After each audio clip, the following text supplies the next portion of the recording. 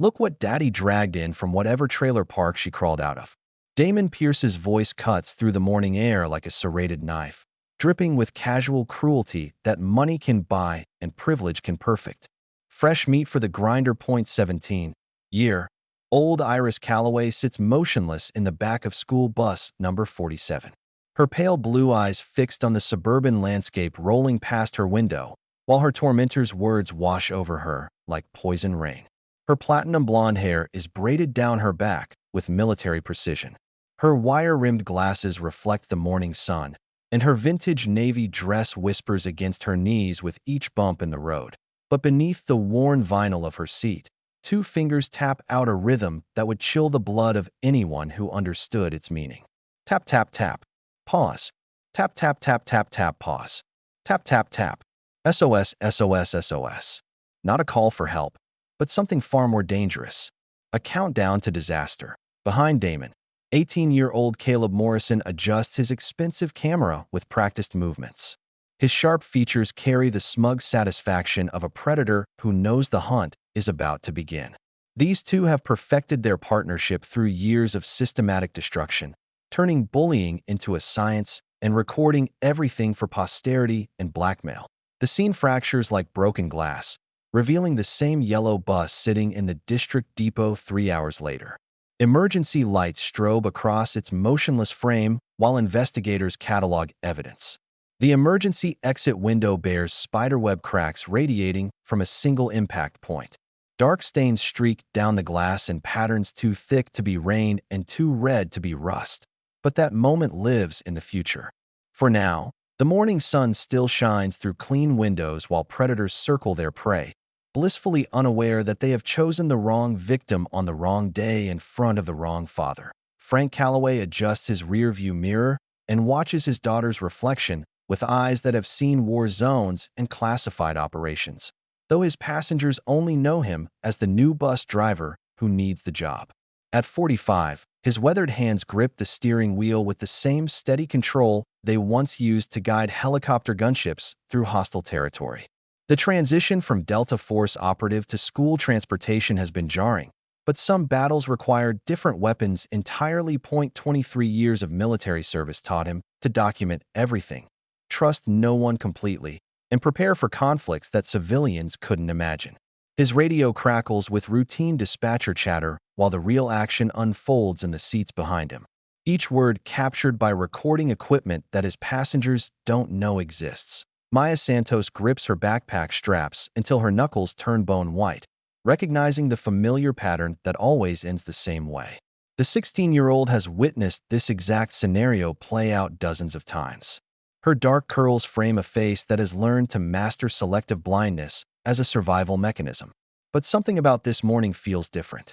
The new girl isn't showing any of the usual signs of fear or submission.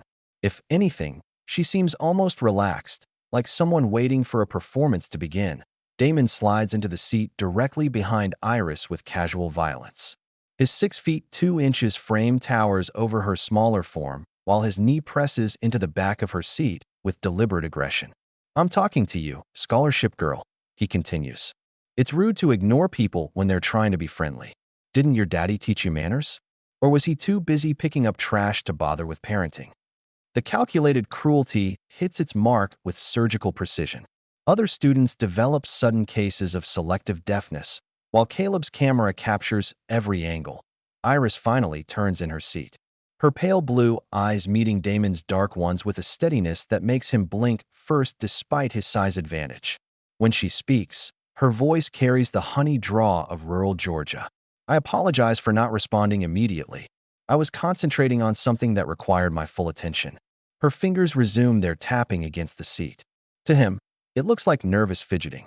He has no idea she is communicating with someone who could end his existence without breaking a sweat. Concentrating on what?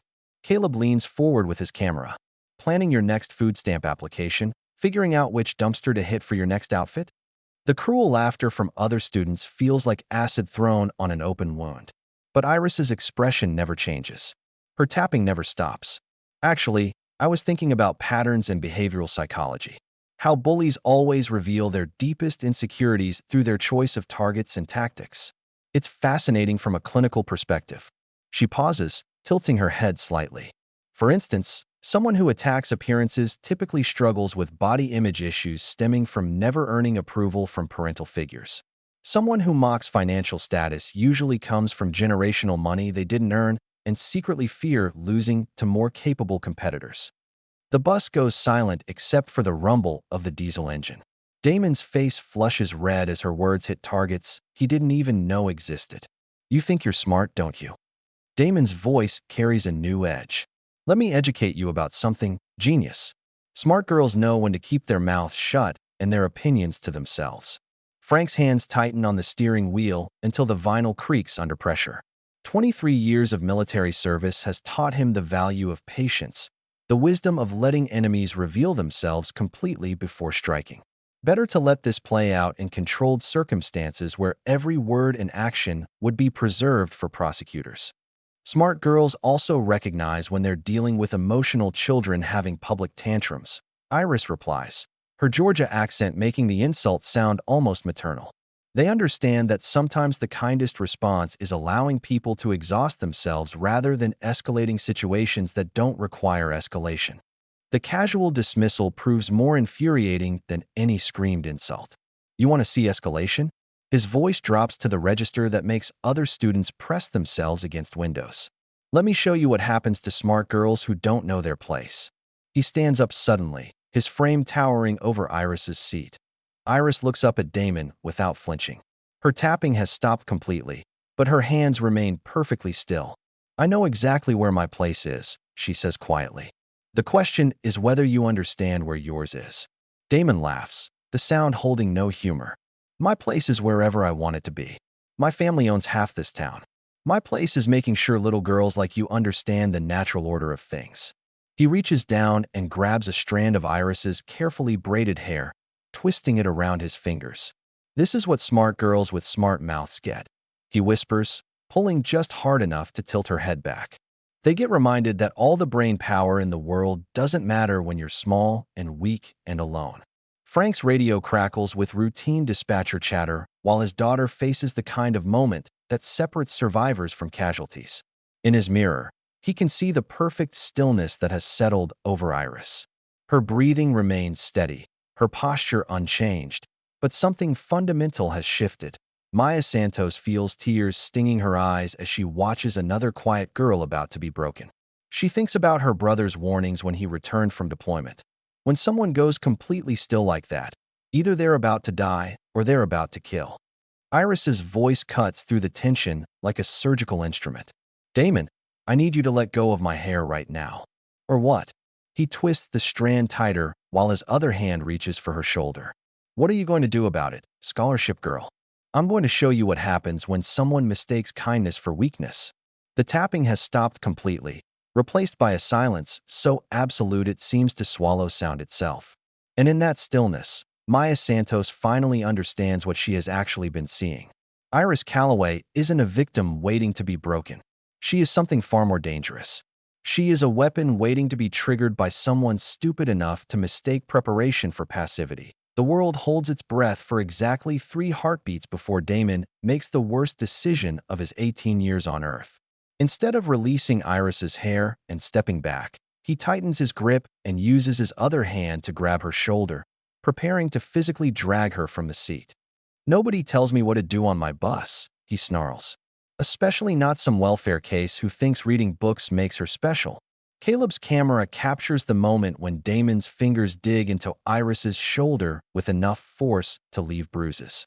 Other students press themselves against windows, recognizing on some primitive level that they are about to witness something that will haunt their dreams. Frank Calloway's hand moves to the radio mounted on his dashboard.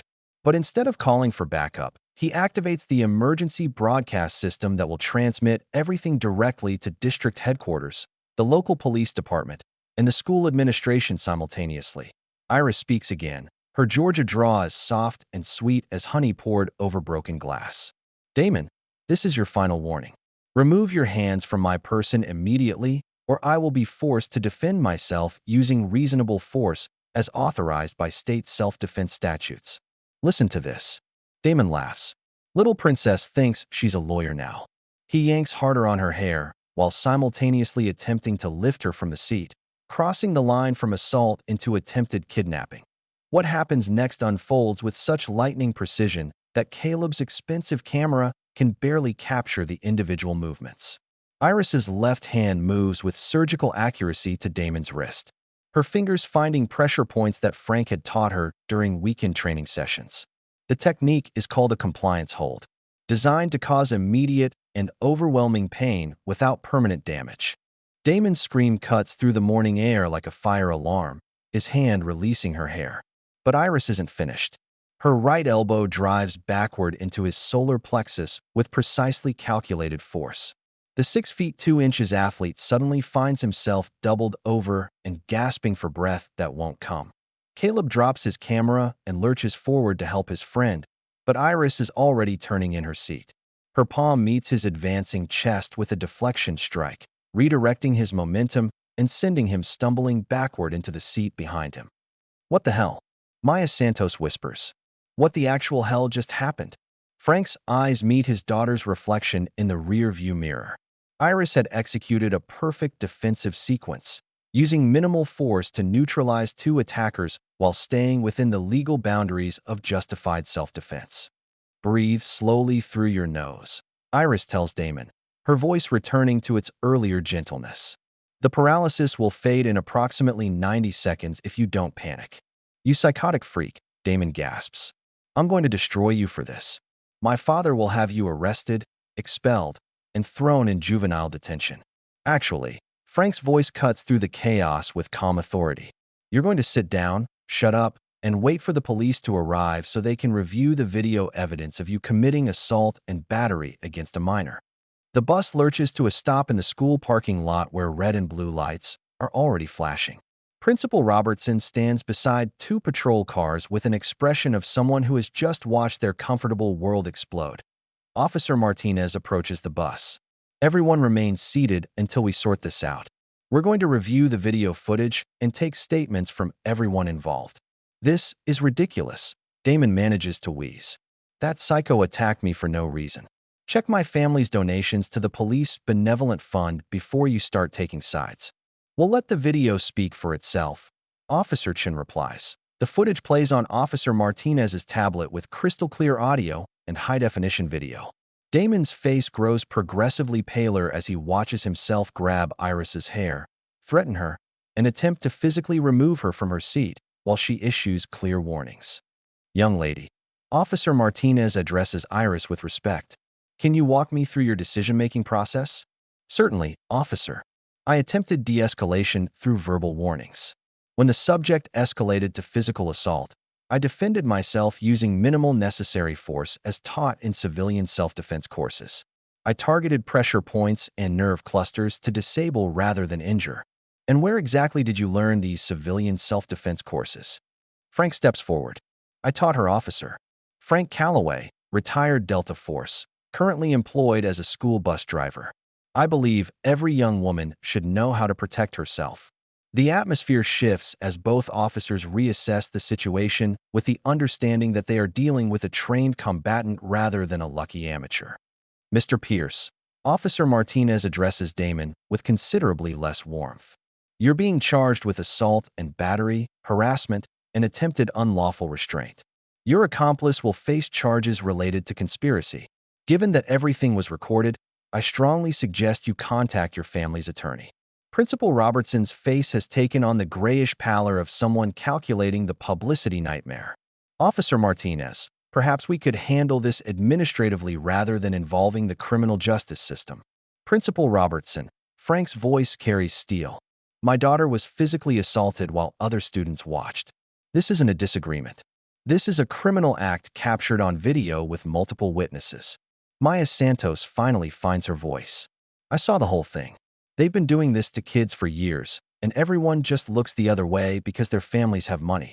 Someone finally stood up to them, and now you want to protect them instead of her. Officer Chen looks around the bus. Anyone else want to make a statement about ongoing harassment involving these individuals? Hands begin to rise slowly throughout the bus as students realize that the protective shield of wealth and privilege has finally developed cracks. Stories pour out about destroyed homework, social media harassment, orchestrated humiliation campaigns that by the time the interviews conclude, Damon Pierce and Caleb Morrison find themselves facing charges that will follow them through college applications and background checks. Iris sits in Principal Robertson's office 3 hours later. Miss Calloway, while we understand that you were defending yourself, school policy prohibits physical violence under any circumstances. I'm afraid we have no choice but to suspend you for 3 days. Frank's jaw tightens. So students who defend themselves face the same punishment as students who commit assault. Mr. Calloway, I sympathize, but rules exist for a reason.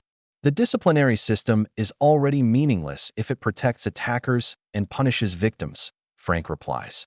But I understand that you have policies to follow, even when those policies are morally bankrupt. As they walk toward the parking lot, Iris breaks the silence. Are you disappointed in me? Frank stops and turns to face his daughter. Disappointed? Iris, I have never been more proud of anyone in my entire life. You handled an impossible situation with grace, courage, and perfect technical execution. But I could have handled it differently.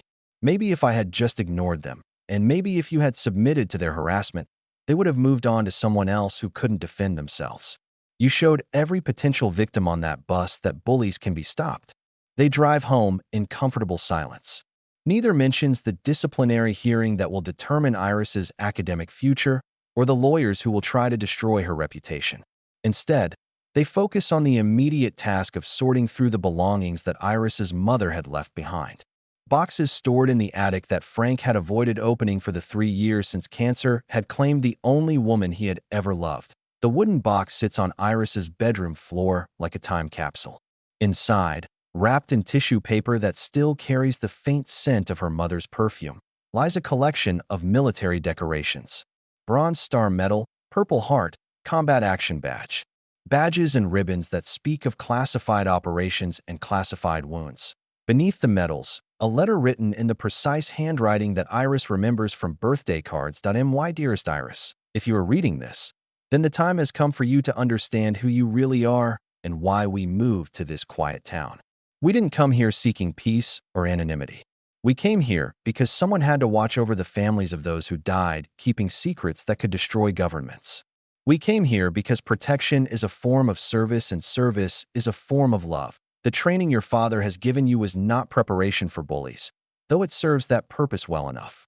It was preparation for the day when our cover would be blown, when the comfortable fiction of normal life would be shattered by the reality of ongoing conflicts that most people believe ended with treaties. That day is coming sooner than we hoped, my darling girl. The attack on the bus was not random teenage cruelty, but a test. You passed that test with honors, but passing tests only qualifies you for more difficult examinations.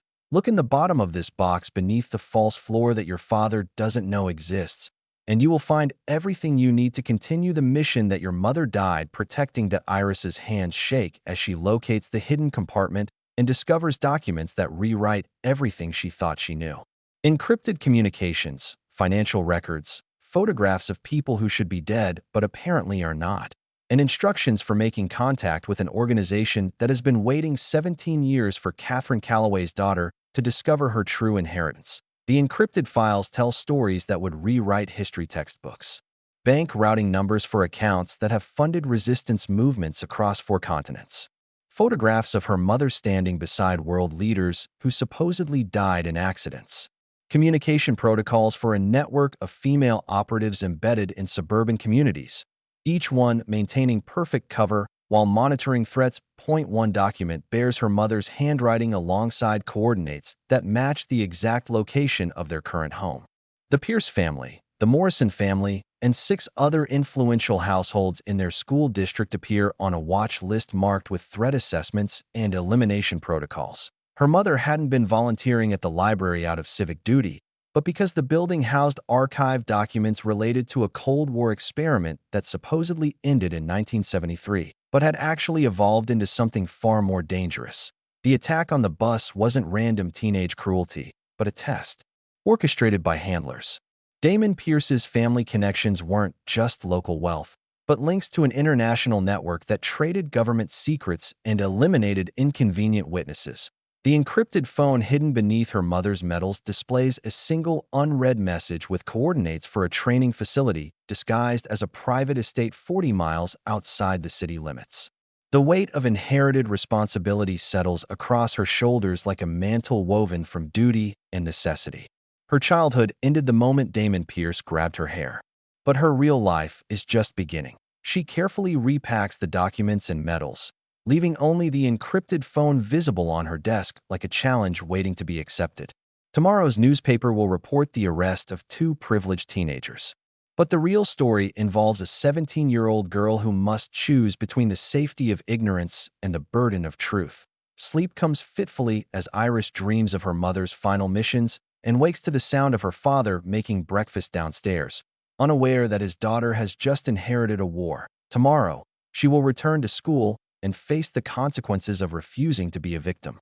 But tonight, she will begin preparing for conflicts that will make teenage bullies seem like practice rounds for battles that will determine whether freedom survives the next century. The game is just beginning, and Iris Calloway has finally discovered the rules.